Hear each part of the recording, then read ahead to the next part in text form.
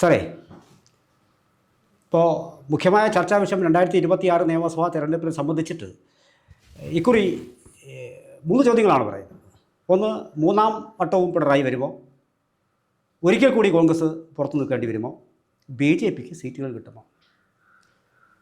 ഒരു സാങ്കല്പികമായ ചോദ്യം ചോദിക്കുകയാണ്. ഇപ്പോൾ BJPക്ക് ഇത്ര മുതൽ ഇത്ര സീറ്റ് വരെ, 7 സീറ്റ്, 5 സീറ്റ്, 3 സീറ്റ്, 12 സീറ്റ് എന്നൊക്കെ പറയുന്നു.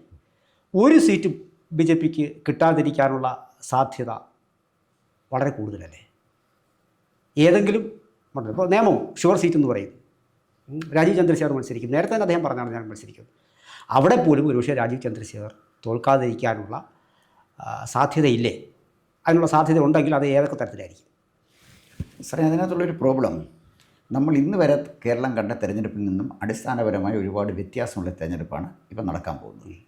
ഇപ്പോൾ 2026 സാറ് പറഞ്ഞ പോലെ ഇപ്പം നേമത്ത് രാജീവ് ചന്ദ്രശേഖരനെ തോൽപ്പിക്കണമെങ്കിൽ CPM അവരുടെ കേഡർ വോട്ട് കോൺഗ്രസ് സ്ഥാനാർത്ഥിക്ക് കൊടുക്കണം.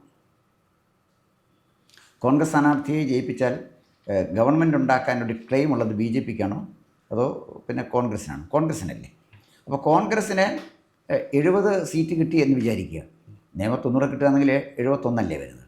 പക്ഷേ രാജീവ് ചന്ദ്രശേഖരൻ അവിടെ ജയിച്ചാൽ CPMന് എന്ത് നഷ്ടമാണ് വരുന്നത്? എന്തായാലും രാജ്യം ഭരിക്കത്തക്ക ഭൂരിപക്ഷം NDAക്ക് കിട്ടുകയില്ല. 72 സീറ്റ് NDAക്ക് കിട്ടുമെന്ന് അവർ പോലും സ്വപ്നം കാണുന്നില്ല.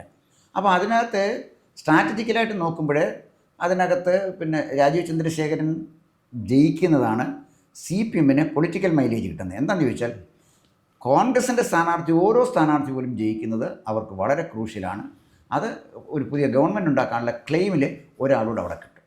ഇത് നമ്മൾ മാക്സിമം വിചാരിച്ചിരിക്കുന്ന 5 അല്ലെങ്കിൽ 10 ഇതൊക്കെയാണല്ലോ BJP കിട്ടുന്ന സീറ്റിനെക്കുറിച്ചുള്ള നമ്മുടെ ധാരണകൾ. അതുകൊണ്ട് ഞാൻ ധരിക്കുന്നത് നേമത്ത് കംഫർട്ടബിൾ മെജോറിറ്റിയിൽ രാജീവ് ചന്ദ്രശേഖരൻ ജയിക്കും എന്ന് തന്നെയാണ്. ഇതേ സമയത്ത് മറ്റൊരു ചോദ്യം ചോദിക്കട്ടെ. ഇത് നേരത്തെ കുമ്മനത്തിൻ്റെ കേസിൽ ഇത് ആകാമായിരുന്നു. ഈ അക്കൗണ്ട് പൂട്ടിച്ചു എന്ന് പറയുന്ന സാഹചര്യത്തിൽ ഇത് ആകാമായിരുന്നു. ഞാൻ ചോദിക്കുന്നത്, വളരെ തിരഞ്ഞെടുത്ത ചില നേതാക്കൾ സഭയിലെത്തണ്ട എന്ന് CPM തീരുമാനിച്ചാൽ അതിലൊന്ന് നിയമമായി കൂടെ? സാറേ, അതാണ് ഞാൻ പറഞ്ഞത്. തിരഞ്ഞെടുക്കപ്പെടുന്ന നേതാക്കന്മാർ സഭയിലെത്തണ്ട എന്ന് CPM തീരുമാനിക്കുന്നു. നേമത്ത് ചന്ദ്രശേഖരനെ തോൽപ്പിച്ച CPMന് ജയിക്കാൻ പറ്റില്ലല്ലോ. അവരല്ലേ വോട്ട് മറിച്ചു കൊടുക്കേണ്ടത്. കോൺഗ്രസിന് വോട്ട് മറിച്ചു കൊടുക്കുന്നതുകൊണ്ട് CPMന് നേട്ടമില്ലല്ലോ. സാർ, അത്രയ്ക്ക് നേട്ടമില്ല. ഞാൻ ചോദിക്കുന്നത്, പഞ്ചായത്ത് തിരഞ്ഞെടുപ്പ്, തദ്ദേശ സ്വയംഭരണ സ്ഥാപനങ്ങളിലേക്കുള്ള തിരഞ്ഞെടുപ്പിന് മുമ്പായി തന്നെ വളരെ കൃത്യമായിട്ടുള്ള റിപ്പോർട്ടുകളുണ്ടായിരുന്നു. തിരുവനന്തപുരത്ത് ഭരണം നഷ്ടപ്പെടും, പിന്നെ CPMന് ഭരണം നഷ്ടപ്പെടും. അങ്ങനെ ഭരണം നഷ്ടപ്പെടുന്നു അവർ കുലുങ്ങിയില്ല. സർവ്വം നശിച്ച് നിൽക്കുന്ന ഒരു പാർട്ടിയെ സംബന്ധിച്ചിട്ട് ഇത്തരത്തിലുള്ള തട്ടുകേടുകൾ ഉണ്ടാക്കി വെച്ചിട്ട് പോകുന്നതല്ലേ നല്ലതെന്നാണ് ഞാൻ ചോദിച്ചത്. അല്ല, അത് ഒരു പൊളിറ്റിക്കൽ ഹരഗിരിയല്ലേ. ജപ്പാനിലെ പോലെ വയറെ കുത്തിച്ചാവുന്ന പോലെ. അല്ല, അതിനകത്ത് CPM അതിന് ബുദ്ധിമുട്ടൊന്നും ഞാൻ കരുതുന്നില്ല. കാരണം പലതുകൊണ്ടും. നമ്പർ 1, കോൺഗ്രസ്സിന് ആണ് ഗവൺമെൻറ് ഉണ്ടാക്കാൻ കഴിയുന്നത്. ഞാൻ മുമ്പ് പറഞ്ഞ പോലെ BJPന്ന് രാജീവ് ചന്ദ്രശേഖരനെ തോൽപ്പിച്ചാൽ എന്ത് ബെനിഫിറ്റാണ് CPMന് കിട്ടാൻ പോകുന്നത്? CPMന് നഷ്ടപ്പെട്ട ഹിന്ദു വോട്ടുകളൊന്നും ഇനി ഒരിക്കലും CPMന് കിട്ടാൻ പോകുന്നില്ല. അത് രാജീവ് ചന്ദ്രശേഖരൻ ജയിച്ചാലും ശരി, ജയിച്ചില്ലെങ്കിലും ശരി. കരുതി കൂട്ടി രാജീവ് ചന്ദ്രശേഖരനെ CPM നേമത്ത് പരാജയപ്പെടുത്തിയാൽ അത് CPMനെ തന്നെ ബുമറാങ്ങായിട്ട് ബാധിക്കത്തേ ഉള്ളൂ. കോൺഗ്രസിൻ്റെ ഒരു സീറ്റ് കൂടെ അവിടെ കൂടുതൽ കിട്ടും. മറ്റൊന്ന്, CPM വിചാരിച്ചാൽ വോട്ട് മാറ്റി ചെയ്യണമെന്ന് CPM വിചാരിച്ചാൽ ആരാണ് സാറേ വോട്ട് ചെയ്യേണ്ടത്? പാർട്ടി കേഡറല്ലേ? അതെ, ഇല്ലേ? പഴയ പാർട്ടി കേഡറല്ല CPMനുള്ളത്. ഈ ഗവൺമെൻറ്റിനെതിരെ ഏറ്റവും ശക്തമായി വോട്ട് ചെയ്യുന്നൊരു വിഭാഗം CPMൻ്റെ കേഡറാണ്. Please take it from me. ഞാൻ 10-20 കൊല്ലം കമ്മ്യൂണിസ്റ്റ് പാർട്ടി കൊണ്ട് നടന്നുകൊണ്ട് ഞാൻ സാറിനോട് പറയുന്നത്, പാർട്ടി പ്രവർത്തകരാണ് ഏറ്റവും ശക്തമായിട്ട് ഗവൺമെൻറ്റിനെ എതിർക്കുന്നത്. അവർ പറഞ്ഞാൽ പോലും അത് നടക്കും എന്ന് ഞാൻ വിശ്വസിക്കുന്നില്ല. അത്തരം സ്ട്രാറ്റജികളൊന്നും വിലപ്പോവില്ല. അതൊക്കെ ഒരു കാലഘട്ടമായിരുന്നു. ആ കാലഘട്ടത്തിലേ ഉണ്ടായുള്ളൂ. അതായത് ശക്തമായ ഒരു ഭരണവിരുദ്ധ വികാരം പാർട്ടി അംഗങ്ങളിൽ തന്നെ ഉണ്ട്. അതുകൊണ്ട് ഈ ഗവൺമെൻറ് പോകണമെന്ന് പറഞ്ഞിരിക്കുക. പിന്നെ അങ്ങനെ കോൺഗ്രസിന് വോട്ട് ചെയ്യിക്കുന്നവർക്ക്. അപ്പോൾ ഇതിൻ്റെ ഈ ഒരു സാധ്യത അപ്പോൾ കംപ്ലീറ്റ് റൂൾ ഔട്ട് ചെയ്യാം എന്നാണ് സാർ പറയുന്നത്. അതിന് സാധ്യതയില്ല. ഒരു സാധ്യതയില്ല. ഇനി നേരെ തിരിച്ച് വട്ടിയൂർക്കാവിലേക്ക് വന്നാൽ, അല്ലെങ്കിൽ മഞ്ചേശ്വരത്തേക്ക് പോയാൽ, മഞ്ചേശ്വരത്തും ഇത് ഈ പച്ചയായ വോട്ട് കച്ചവടം നടക്കുന്നു എന്ന് പിന്നെ പറയപ്പെടുന്ന ഒരു സ്ഥലമാണ് മഞ്ചേശ്വരം. അപ്പോൾ അതുകൊണ്ടാണല്ലോ അദ്ദേഹം 89 വോട്ട്, പിന്നെ അത്ര 780 എത്ര വോട്ട്, ഇതിപ്പോൾ വളരെ നിസ്സാരമായ വോട്ടുകൾക്കാണ് പോകുന്നത്. അപ്പോൾ അത്തരം ഈ പഴയ രീതികൾ വച്ചിട്ടാണ് ഞാനിപ്പോൾ പറയുന്നത്.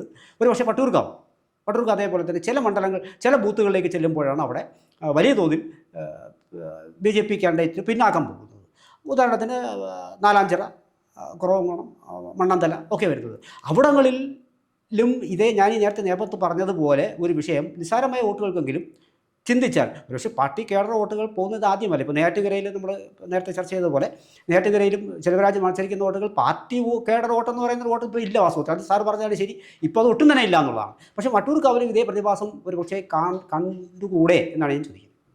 അല്ല, ഞാനത് സംബന്ധിച്ച് വട്ടിയൂർക്കാവിലെ ഞാൻ കണക്കൂട്ടുന്നത് സാറേ, നേമം, കഴക്കൂട്ടം, വട്ടിയൂർക്കാവ്, ഈ ട്രിവാൻഡ്രത്തെ പ്രധാനപ്പെട്ട ജില്ലകളാണ് പറഞ്ഞത്. സോറി, പിന്നെ കോൺസ്റ്റിറ്റ്യുവൻസീസാണ് ഞാൻ പറഞ്ഞത്. ഇവിടെയൊക്കെ BJP ഒരുമാതിരി കംഫർട്ടബിൾ മെജോറിറ്റിയിൽ ജയിക്കാനാണ് സാധ്യത. അതിൻ്റെ കാരണം അത്തരം ഒരു അൺഹോളി അലയൻസിന് കോൺഗ്രസുമായിട്ട് ഒരു അലയൻസ് ഉണ്ടാക്കാൻ ഇന്നത്തെ പ്രത്യേക രാഷ്ട്രീയ സാഹചര്യത്തിൽ CPM മുതിരില്ല. ഇനി അതിൽ മുതിരുന്നു എന്ന് വിചാരിക്കുക. അവർക്ക് ഗവൺമെൻറ് ഉണ്ടാക്കാൻ കഴിയും. കോൺഗ്രസ് അല്ലേ ജയിക്കുന്നത്. CPMന് ഗവൺമെൻറ് ഉണ്ടാക്കാൻ കഴിഞ്ഞില്ലെങ്കിൽ സാറേ, അതിൻ്റെ ഏറ്റവും വലിയ വില കൊടുക്കേണ്ടി വരുന്നത് പിണറായി വിജയനാണ്. പ്രസ്ഥാനം തീർന്നില്ല അതോടുകൂടി. അവർ ജയിപ്പിച്ചെടുക്കുന്ന BJPയെ തോൽപ്പിക്കാൻ എലിയെ പേടിച്ച് ഇല്ലം ചുടുന്നു എന്ന് പറയുന്ന വല്ലേ സാറേ അത് വരുള്ളൂ. അതുകൊണ്ട് 1-2 പേരെ ഒറ്റ തിരിഞ്ഞ് തോൽപ്പിക്കാൻ CPM ശ്രമിക്കും എന്ന് ഞാൻ കരുതുന്നില്ല. കാരണം അവസാനത്തെ ഫൈറ്റ് വരുമ്പോഴത്തേക്ക് ഒരു സീറ്റ് പോലും വളരെ പ്രധാനപ്പെട്ടതാകുമ്പോഴേ അതിലേക്കൊന്നും പോവില്ല. ഇപ്പോൾ കാര്യങ്ങൾ വ്യക്തം. സാർ ഈ പറഞ്ഞതിൽ നിന്ന് ഇപ്പോൾ കാര്യങ്ങൾ വ്യക്തം. ഞാൻ ഒരു കാര്യം കൂടി ചോദിച്ചോട്ടെ. നമ്മൾ ഇപ്പോൾ ചെന്നിത്തല, ചില കോൺഗ്രസ്സിലെ ചെന്നിത്തലയെ മാറ്റി നിർത്തിയാൽ പോലും ചില കോൺഗ്രസ് നേതാക്കൾ, കോൺഗ്രസ്സിലെ ഹിന്ദു നേതാക്കൾ, അവർ ഹിന്ദുവിൻ്റെ ഒരു സമ്മേളനങ്ങളും കാണില്ല. അവർ മാരാവൺ കൺവെൻഷൻ കാണും, ഇല്ലെങ്കിൽ സമസ്തയുടെ സമ്മേളനം കാണും, അതിൽ വലിയ ഫേസ്ബുക്ക് പോസ്റ്റുകൾ എഴുതും. അവിടെ പോകാൻ സാധിച്ചതിനുള്ള ഈ ജന്മസാഫല്യം എന്നുള്ള മട്ടിൽ പറയും. പക്ഷേ തിരുനാവായ കാണില്ല. അപ്പോൾ അവർ ഇവരുടെ ഹിന്ദുവിൻ്റെ വോട്ട് തന്നെ ജയിച്ചു വരികയാണ്. അത് ഒരുപക്ഷെ ഈ ക്രോസ് വോട്ടിങ്ങിന് പലപ്പോഴും ഇരയാക്കപ്പെട്ടിട്ടുള്ള BJP കാൻഡിഡേറ്റ്സ് അവരൊന്ന് മനസ്സ് വെച്ചാൽ അവർ ജയിക്കില്ല എന്ന് പറയുന്ന മണ്ഡലങ്ങളിൽ ഒരുപക്ഷെ ഭൂരിപക്ഷം കിട്ടിയതിനും അധികം വോട്ട് ചില മണ്ഡലങ്ങളിൽ BJP കിട്ടിയിട്ടുണ്ട്. അവർ അവിടെ ജയിക്കില്ല, ഈ അടുത്ത കാലത്ത് ജയിക്കില്ല എന്നൊരു സാധ്യതയുള്ള മണ്ഡലം, തോന്നലുള്ള മണ്ഡലങ്ങളിൽ അവരൊന്ന് വിചാരിച്ചാൽ ഈ നേതാക്കൾ നിയമസഭ കാണാതിരിക്കില്ലേ? സാറേ, അത് വളരെ സ്ട്രാറ്റജിക്കലായിട്ടൊരു മൂവ്മെൻറ്റാണ്. അത് അത് BJPക്ക് അങ്ങനെ ചെയ്യാൻ പറ്റുന്നുണ്ട്. കാരണം അവിടുത്തെ സ്ട്രാറ്റജിസ്റ്റുകൾ തീരുമാനം എടുക്കേണ്ടതാണ്. പ്രത്യേകിച്ച് RSS തീരുമാനം എടുക്കണം. അവരങ്ങനെ തീരുമാനം എടുക്കുന്നതൊക്കെ പറയാൻ പറ്റില്ല. അവരെപ്പോഴും കാര്യങ്ങളെ കാണുന്ന ഒരു ലോങ് റണ്ണിലാണ്, ഷോർട്ട് പിഡ് വെച്ചല്ല കാണുന്നത്. അങ്ങനെ വരുമ്പോൾ ഉണ്ടാകുന്നൊരു പ്രശ്നം, മാരാമൺ കൺവെൻഷനിൽ പോയി ഫോട്ടോ എടുക്കും, സമസ്തയുടെ മീറ്റിങ്ങിനും പോയി ഫോട്ടോ എടുക്കും. പക്ഷേ കുംഭമേള നടക്കുന്ന മാഘ മഹോത്സവം നടക്കുന്ന തിരുനാവായിലേക്ക് അവർ പോവില്ല. ഇതിപ്പോൾ സാറ് പറഞ്ഞല്ലോ, ഇത് എല്ലാ ഹിന്ദുവിൻ്റെയും മനസ്സിലുള്ള ഒരു വികാരമാണ്. ഇവിടെ ഹിന്ദുവിനുണ്ടായൊരു ഉയർത്തെഴുന്നേൽപ്പിനെക്കുറിച്ച് കോൺഗ്രസ്സിലെ ഹിന്ദു നേതാക്കന്മാർക്ക് ഇപ്പോഴും ബോധ്യമായിട്ടില്ല. അവർക്കത് ബോധ്യപ്പെടണമെങ്കിൽ ചില ആളുകളെങ്കിലും ചില കോൺസ്റ്റിറ്റ്യുവൻസിൽ തോറ്റു കഴിയുമ്പോൾ മനസ്സിലാകും ഹിന്ദുത്വത്തിന് ചിലരെ തോൽപ്പിക്കാനും ശക്തിയുണ്ട് എന്ന് അവർ ബോധ്യമായി കഴിയുമ്പോൾ പിന്നെ സമയം വൈകിയിരിക്കും. പിന്നെ അവർ ഈ സ്ട്രീമിൽ തന്നെ അങ്ങ് ഔട്ടാവും. അങ്ങനെ വരുമ്പോൾ ഒരു ഗുണം എന്താണെന്ന് ചോദിച്ചാൽ, ഈ മുട്ടിന് RSSനെ ചീത്ത പറയുന്നവർ എല്ലാം RSSൻ്റെ കുഴപ്പം. സാർ, SDPIയെ കുറിച്ച് ഒരുത്തം പറയുന്നില്ല, പോപ്പുലർ ഫ്രണ്ടിനെ കുറിച്ച് ഒരാൾ പറയുന്നില്ല, RSS മോശമാണെന്ന് പറയുക. ഞാൻ ചോദിക്കുന്നതിൻ്റെ ഒരു കാര്യം, ഇതൊക്കെ കേട്ടുകൊണ്ടിരിക്കുന്ന ആളാണ് ഞാൻ. സാറിനോട് ഇത് സംസാരിക്കുമ്പോൾ ഞാൻ ഒരു മുൻ CPM പ്രവർത്തകനാണ് ഇത് പറയുന്നതെന്ന് സാറിൻ്റെ ആലോചിക്കണം. സാറേ, BJPയും RSSും കേരളത്തിൽ വന്നപ്പോൾ കേരളത്തിലെ ഭരണ സംവിധാനത്തിലുണ്ടായ ചില ക്വാളിറ്റേറ്റീവ് ചേഞ്ച് നമുക്ക് മറക്കാൻ പറ്റുകയില്ല. എന്താ കാര്യം വെച്ചാൽ, ഇനി UDFൻ്റെ ഗവൺമെൻറ് അധികാരത്തിൽ വന്നു എന്ന് വിചാരിച്ചു, ലീഗ് തന്നെ 5-7 മന്ത്രിമാരെ വെച്ചെന്ന് വിചാരിച്ചാലോ ഇഷ്ടംപോലെ ഭരിക്കാൻ പറ്റും സാർ വിചാരിക്കുന്നുണ്ടോ? പറ്റില്ല. കാരണം എന്താ പറയുക, ജനങ്ങൾക്ക് മൂന്നാമതൊരു ഓപ്ഷൻ വന്നു കഴിഞ്ഞു. അതാണ് ഞാൻ സാറിൻ്റെ പറഞ്ഞത്. ഈ പിന്നെ മതേതരത്വം, സമുദായ സൗഹാർദ്ദം, ഇതൊക്കെ ഹിന്ദുക്കൾ മാത്രം ആചരിക്കേണ്ട ഒരു പ്രത്യേക ആചാരമായി ബ്രാൻഡ് ചെയ്ത് വെച്ചിരിക്കുകയായിരുന്നല്ലോ ഇതുവരെ. അത് ഇവിടെ തകർന്നു വീണ രംഗമാണ് നമ്മളിപ്പോൾ കാണാൻ കഴിഞ്ഞത്. ലോക്കൽ ബോഡി ഇലക്ഷന് പെർസെൻറ്റേജ് ഓഫ് വോട്ട് BJPക്ക് കുറഞ്ഞോ കൂടിയോ എന്നുള്ളതിനേക്കാൾ കൂടുതൽ BJP നേട്ടമുണ്ടാക്കിയ മണ്ഡലങ്ങൾ സാർ കാണണം. 30 പഞ്ചായത്ത് അവർ പിടിച്ചില്ലേ? പെർസെൻറ്റേജ് വോട്ട് അവിടെ നിൽക്കട്ടെ, 30 മണ്ഡലങ്ങൾ അവർ പിടിച്ചു. ട്രിവാൻഡ്രം കോർപ്പറേഷൻ അവർ പിടിച്ചു. നിസ്സാര കാര്യമാണോ ട്രിവാൻഡ്രം കോർപ്പറേഷൻ പിടിച്ചത്? കൊല്ലത്ത് 12 പേര് ജയിച്ചു, 13 പേര് കോഴിക്കോട്ട് ജയിച്ചു. സാറേ, ഇത് ഒറ്റയ്ക്ക് അവർ നേടിയ നേട്ടമല്ലേ? അപ്പോൾ അതായത് ഒരു റിസർജൻസ് നമ്മളിന്ന് കണ്ടുകൊണ്ടിരിക്കുകയാണ്. ഒരു കേരള പൊളിറ്റിക്സിലും BJPയുടെ ഒരു വലിയ ശക്തമായ ഒരു കടന്നുകയറ്റം, മുന്നേറ്റം കാണുകയാണ്. അവിടെ ഹിന്ദു വികാരത്തെ അവഗണിച്ചുകൊണ്ട് നിൽക്കുന്ന കോൺഗ്രസ്സിലെ ഹിന്ദു നേതാക്കന്മാർക്ക് വലിയ വില കൊടുക്കേണ്ടി വരും എന്നല്ലാണ് വന്നാൽ അതിന് പറ്റിയ ഒരു തന്ത്രം BJP സ്വീകരിച്ചാൽ സംശയിക്കേണ്ട ഒരുപാട് മാറ്റം വരും. ഇപ്പം മുഖ്യമന്ത്രിയാകാൻ ആഗ്രഹിക്കുന്ന അല്ലെങ്കിൽ തീരുമാനം എടുത്തിരിക്കുന്ന 2-3 നേതാക്കന്മാർ അവരുടെ കോൺസ്റ്റിറ്റ്യുവൻസി തോറ്റാൽ എന്ത് ചെയ്യും? പിന്നെ ആരാ മുഖ്യമന്ത്രിയാകുന്നത്? അപ്പം വലിയ ബഹളം ഉണ്ടാക്കുന്ന, വലിയ ഹിന്ദുവിരുദ്ധ നിലപാടുകൾ സ്വീകരിച്ചിരിക്കുന്ന ആളുകളെ അവരുടെ തട്ടകത്തിൽ തന്നെ തോൽപ്പിക്കാൻ കഴിഞ്ഞാൽ, എന്നാൽ ബി ജെ പിക്ക് ഇപ്പം 2024 കേരളം ഭരിക്കാൻ പറ്റുമെന്ന് ഞാൻ കരുതില്ല. അതുകൊണ്ട് പക്ഷേ ചില കാര്യങ്ങൾ അവർക്ക് ചെയ്യാൻ പറ്റും. ജനങ്ങളുടെ മനസ്സിൽ ഇപ്പോൾ തന്നെ സാറ് പറഞ്ഞല്ലോ, ഈ തിരുനാവായയിലെ കരി വരാനും പറഞ്ഞില്ല. ഇത് ഞാനും ആലോചിക്കുന്ന കാര്യമാണ്. ഇത് എന്ന് പറഞ്ഞാൽ ഞാനും സാറും ആലോചിക്കുന്നു എന്ന് പറഞ്ഞാൽ ബഹുഭൂരിപക്ഷം ഹിന്ദുക്കളും ആലോചിക്കുന്നു. ഞാനോ സാറോ ഈ ഒരു ആംഗിളിൽ ചിന്തിക്കാൻ നമ്മളെ പ്രേരിപ്പിച്ചത് ഇത്തരം രാഷ്ട്രീയ പ്രീണനമാണ്, അല്ലേ? ഈ ന്യൂനപക്ഷ പ്രീണനമാണ് നമ്മളിവിടെ കൊണ്ട് എത്തിച്ചത്.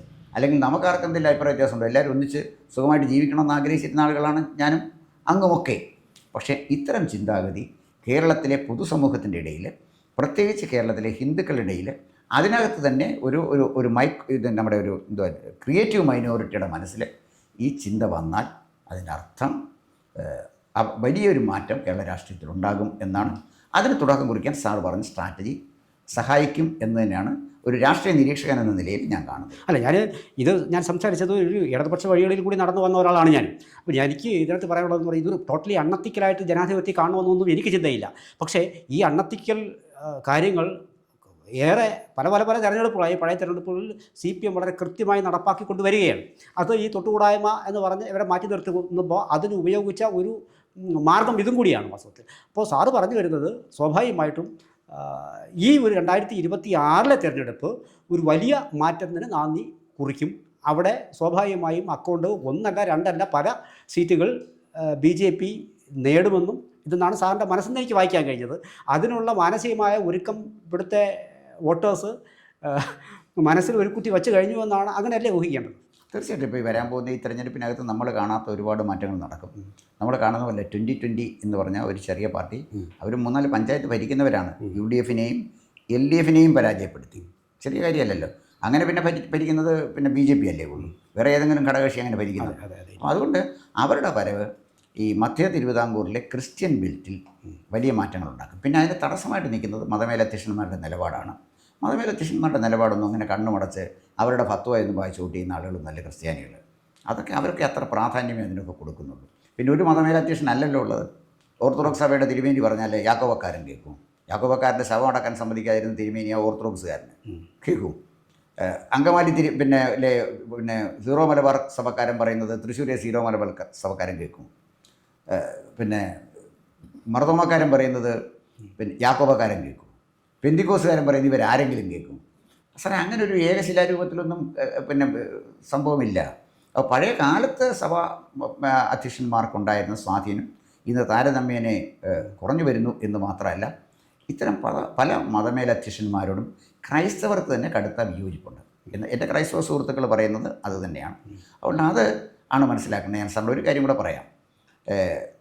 ശ്രീ കുമ്മനം രാജശേഖരന് 2019 ട്രിവാൻഡ്രം പാർലമെൻറ്റിൽ മത്സരിക്കുമ്പോൾ അദ്ദേഹം പോയി മാർ ക്ലിമ്മീസിൻ്റെ അനുഗ്രഹം വാങ്ങിച്ചിട്ട് ഒരു ഫോട്ടോ കൊടുത്തു. എൻ്റെ വളരെ അടുത്ത സുഹൃത്ത്, ഒരു ലേണഡ് ഫ്രണ്ട്സ്, ഒരു റിട്ടയർ ചെയ്ത ഉദ്യോഗസ്ഥനാണ്. അദ്ദേഹം എന്നോട് പറഞ്ഞു, ഞാൻ കുമ്മനത്തിൽ വോട്ട് ചെയ്യണമെന്ന് വിചാരിച്ചിരുന്ന ആളാണ്. പുള്ളി BJP ഒന്നുമല്ല, വോട്ട് ചെയ്യണമെന്ന് വിചാരിച്ചിരുന്ന ആളാണ്. ഈ ക്ലിമ്മീസിനെ കണ്ട അനുഗ്രഹം വാങ്ങിക്കുകയും കാലയെ തൊട്ട് തൊഴുകയും ചെയ്തതോടുകൂടി ഞാനൊരു തീരുമാനമെടുത്തു, വോട്ട് ചെയ്യാൻ പോകുന്നില്ല. എതിരായിട്ട് വോട്ട് ചെയ്തില്ല, വോട്ട് ചെയ്യാൻ പോകുന്നില്ല. വോട്ട് ചെയ്യാൻ പോകാതെ BJPക്ക് നഷ്ടപ്പെട്ട വോട്ടുകൾ വളരെ വലുതാണ്. BJP മനസ്സിലാക്കേണ്ട ഒരു കാര്യം, ക്രൈസ്തവരിലേക്ക് അവർ ചെല്ലണം. അതിന് ഇപ്പോൾ രാജീവ് ചന്ദ്രശേഖരൻ സ്വീകരിച്ചിരിക്കുന്ന നിലപാടാണ് നല്ലത്. വികസന രാഷ്ട്രീയം പറയണം. വികസന രാഷ്ട്രീയം പറഞ്ഞ് ഈ രാജ്യത്ത് എന്താണ് നരേന്ദ്രമോദിയുടെ വികസന നയങ്ങൾ അതവരെ ബോധ്യപ്പെടുത്തി, അതുണ്ടെങ്കിലേ ഈ രാജ്യം നന്നാവൂ എന്ന് പറഞ്ഞാൽ കണ്ണുമടച്ച് മതാന്ധതയുടെ പിറകെ പോകുന്ന ആളുകളല്ല ക്രൈസ്തവർ. ന്യൂനപക്ഷം തീർച്ചയായിട്ടും അങ്ങനെയുണ്ട്. പള്ളി പറഞ്ഞാൽ അതൊന്നും വലിയ ഗൗരവമുള്ളൊരു കാര്യമല്ല. അത്ര ഒരു തീരുമാനവുമായിട്ട് BJPക്ക് പോകാൻ കഴിഞ്ഞാൽ ഈ പിന്നെ സുകുമാരനായരെ കണ്ടാൽ നായർ വോട്ട് കിട്ടും എന്ന് പറഞ്ഞ് ചങ്ങനാശ്ശേരി പോയിട്ട് ഒരു കാര്യമില്ല. എനിക്ക് ഇഷ്ടമുള്ളവർക്ക് വോട്ട് ചെയ്യും. സുകുമാരനായരെ കാണുന്നവർ കഴിയുന്നത് ഞാൻ വോട്ട് ചെയ്യത്തില്ല. വെള്ളപ്പള്ളിയെ കണ്ടാൽ ഈഴ വോട്ട് അങ്ങനെയൊന്നും കിട്ടുകയില്ല. അതേ ഉള്ളി മതമേലധ്യക്ഷന്മാരുടെയും കാര്യം. അവരാരും കാണേണ്ട കാര്യമില്ല. പൊതുസമൂഹത്തിനെ സമീപിക്കട്ടെ സാറേ, അതിനകത്ത് നായരും ക്രിസ്ത്യാനി ഈഴവനും മുസ്ലിമും എല്ലാം ഇല്ലേ? അത് മതിയല്ലോ. അവർ വോട്ട് ചെയ്യും, വികസനത്തിന് അവർ വോട്ട് ചെയ്യും. ആ വോട്ടിലേക്ക് ഫോക്കസ് ചെയ്യാനുള്ള ഒരു പോസിറ്റീവ് പൊളിറ്റിക്സാണ് രാജീവ് ചന്ദ്രശേഖരൻ കൊണ്ടുവന്നത്. എനിക്കതിനോട് വളരെ യോജിപ്പാണ്. എന്തായാലും രാജീവ് ചന്ദ്രശേഖർ ഉൾപ്പെടെയുള്ള ആൾക്കാർ നിയമസഭയിലേക്ക് എത്തട്ടെ. കാരണം ഒരു വേറിട്ട ശബ്ദം, വേറിട്ട വഴി, അല്ലെങ്കിൽ ഈ വികസനത്തിൻ്റെ ഒരു പാത കേരളം മുഴുവൻ ആൾക്കാർ ശ്രദ്ധിക്കാൻ ഒരുപക്ഷേ ഇങ്ങനെയുള്ള കുറച്ച് നേതാക്കൾ വന്നാൽ, ഞാനിത് ചോദിക്കാൻ കാരണം എന്ന് പറയുന്നത് ചില വീമ്പിളക്കലുകൾ ഞാൻ കേട്ടതുകൊണ്ടാണ്. തോൽപ്പിക്കും എന്നുള്ള വീമ്പിളക്കലുകൾ നിസ്സാരക്കാരായ ആൾക്കാരെന്നല്ല, പാർട്ടിയിലെ തന്നെ ചില ആൾക്കാരെന്ന് കേട്ടതുകൊണ്ടാണ് ആ ചോദ്യം ഞാൻ സാറോട് ചോദിച്ച് വ്യക്തത വരുത്തി. എന്തായാലും സന്തോഷം, നന്ദി. കൂടുതൽ വാർത്തകളും വിശേഷങ്ങളും നേരിട്ട് ലഭിക്കാൻ ജനങ്ങളിൽ നിന്ന് ജനങ്ങളിലേക്ക് ജനഭൂമി ന്യൂസ് സബ്സ്ക്രൈബ് ചെയ്യൂ. ബെൽ ബട്ടൺ അമർത്താനും മറക്കരുത്.